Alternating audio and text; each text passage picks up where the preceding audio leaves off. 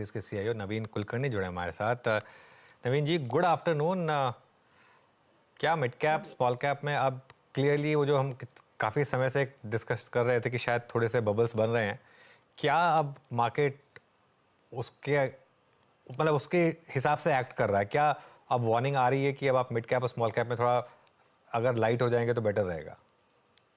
हाँ, क्लियरली। सो जहाँ तक mid caps small caps specially small caps का सवाल है, क्योंकि मिड कैप्स भी अभी देखेंगे उनका मार्केट कैपिटलाइजेशन काफी बड़ा हो चुका है। तो स्मॉल कैप्स का जो स्पेस है जहाँ पे एक्चुअली कंसर्न्स लिक्विडिटी के आते हैं, तो वहाँ पे जो करेक्शन आना था वो आना चालू हुआ है। एंड जिस तरीके से चेंजेस आ रहे हैं एंड फंडिंग के इश्यूज भी आ रहे हैं, जैसे ब्रोकर के फंडिंग बुक्स काफी हद तक फुल है और इंक्रीमेंटल फंडिंग मिलना भी मुश्किल हो रहा है। तो उस हिसाब से एक टेक्निकल करेक्शन आना स्मॉल कैप्स में काफी हाई प्रोबेबिलिटी इवेंट था, और वो अभी आ रहा है। और ज्यादातर स्मॉल कैप्स में होता ये है कि लिक्विडिटी ड्राई अप बहुत क्विकली हो जाती है, तो उस हिसाब से करेक्शन बहुत तेजी से आती है। तो अगर आप देखेंगे आज सुबह भी काफी mid cap small cap stocks थे, वो 10% डाउन हो चुके थे, थोड़ा बहुत रिकवर किए हैं। But overall small cap correction का जो ट्रेंड है, ये अभी मुझे लगता है कि थोड़े और दिन तक चलेगा। बट ये लॉन्ग टर्म ट्रेंड नहीं लगता है। I find this more to be a technical correction rather than a fundamental correction. Okay, but जैसा भी हो नवीन जी, ये जो करेक्शन है, जो पैसा एग्जिट कर रहा है इन स्टॉक्स पे से, ये दो तीन स्पेस जो कि लार्ज कैप में इसका पॉसिबल डेस्टिनेशन होंगे, वो क्या होंगे?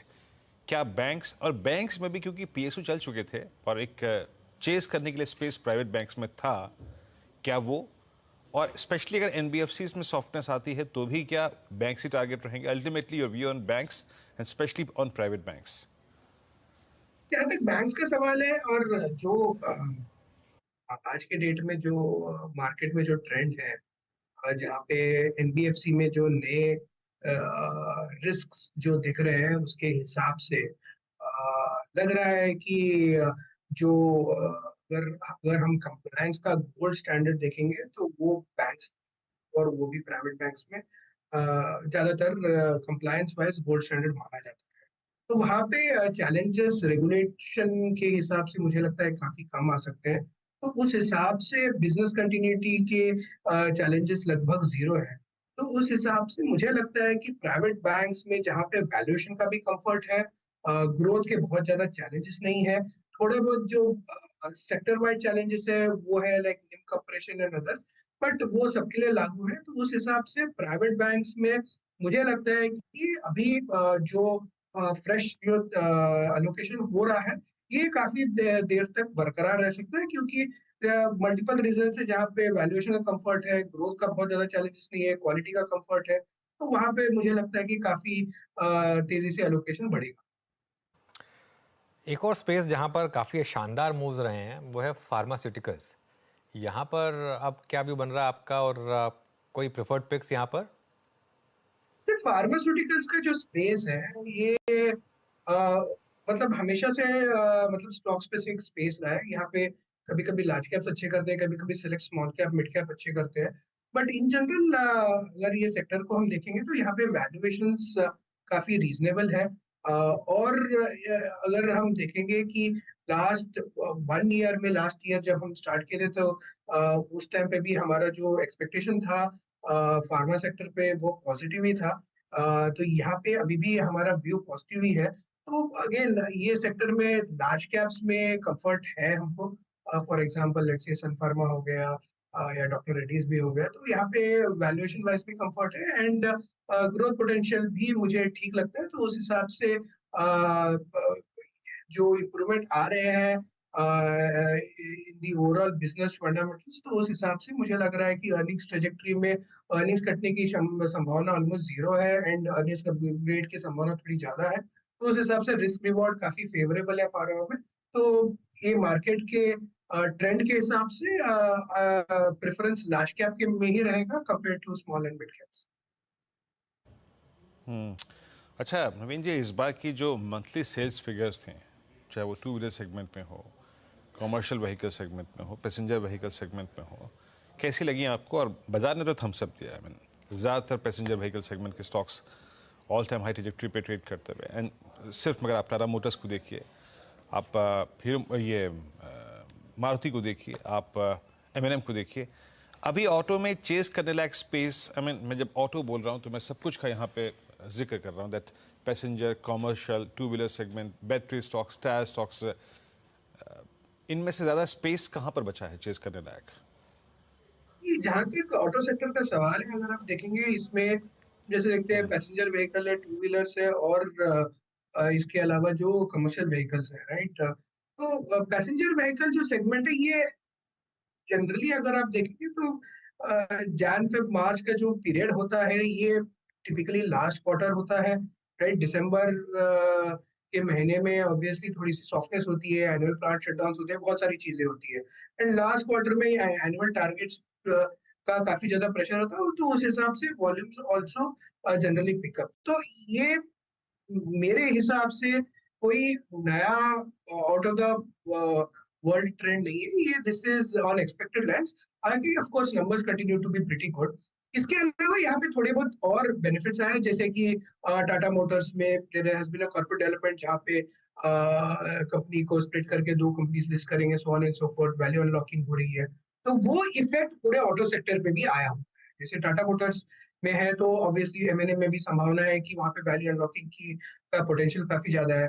जब ये स्टॉक्स री-रेट होते हैं तो obviously it has a effect on the other stocks in the sector also, तो उसके हिसाब से मारुति भी थोड़ा सा ठीक कर रहा है।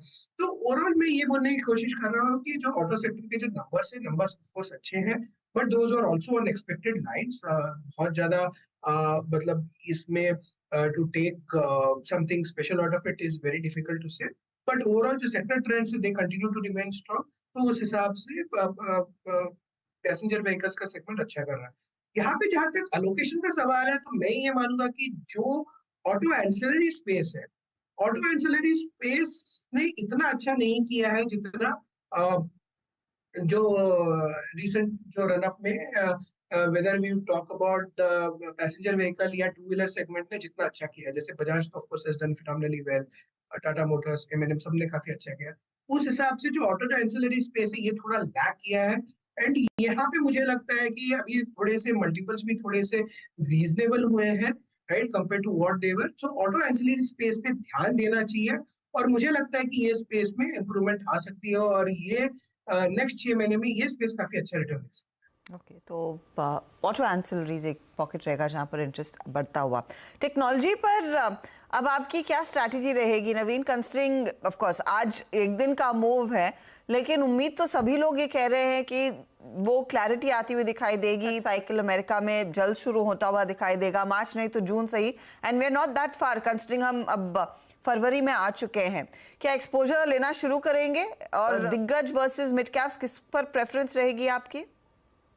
जहां तक IT सेक्टर का सवाल है, वहां पे जो इन्वेस्टेबल कैंडिडेट्स जो वैल्यूएशन के हिसाब से बनते हैं वो दिग्गज ही लगते हैं, क्योंकि मिड कैप स्पेस काफी ज्यादा एक्सपेंसिव है और रहेंगे, लेकिन वहाँ पे वैल्यूएशन के चैलेंजेस मुझे लगता है कि थोड़े ज्यादा सीरियस हो गए then we were looking at. तो दिग्गज ऑफ कोर्स बेटर लगते हैं compare to small caps and mid caps.